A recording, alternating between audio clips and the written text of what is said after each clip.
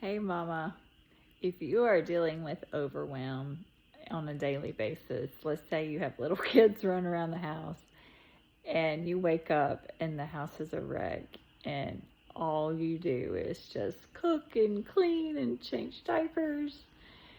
That's part of motherhood starting out, but you don't want to stay in that cycle. You want to get to where you have a plan and an organized day where you can actually get stuff done and not all be thrown on you in some chaotic heap, because we don't want to be stressed out and overwhelmed all day long. Like that's not good. Like even when you have new babies and you're not getting much sleep, you feel like you're in the gutter, but you can still have a semi-organized day even with a newborn baby. Like it's very possible.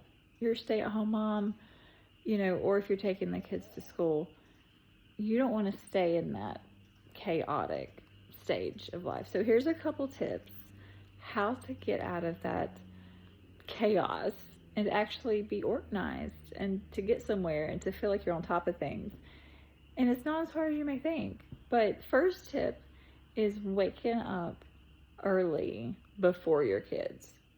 So wake up early, have some time alone to, if you're read your Bible, pray, but definitely make a plan in that time for your day. And sometimes I don't know how my next day is going to go. So I like to plan out the day, like the day of. Like get a planner, write down, I need to do this, this, and this today. My older son needs this homeschool work done, all this stuff. So write it all down and have it ready and know what you're going to do that day. That really helps. So number two, so after you've made the plan, after you've gotten up early and organized your day, stay off the phone. So something that really, really contributed to a lot of mental overwhelm is scrolling social media or even texting people or just looking at the weather or looking at the news on the phone. Any type of scrolling just is so much for your brain, and it's just rolling down, and it's so fast coming in, all this different information, different colors, different styles of things you see. It's just so much information hitting you at one time, and then you have on the side little Junior's crying because he has a wet diaper and the kids are running around the house yelling.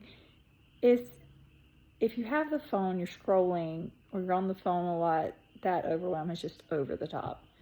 So if you cut out the scrolling, put the phone down, put it in a different room and turn it off, or turn the text down, the text sounds down or something like that.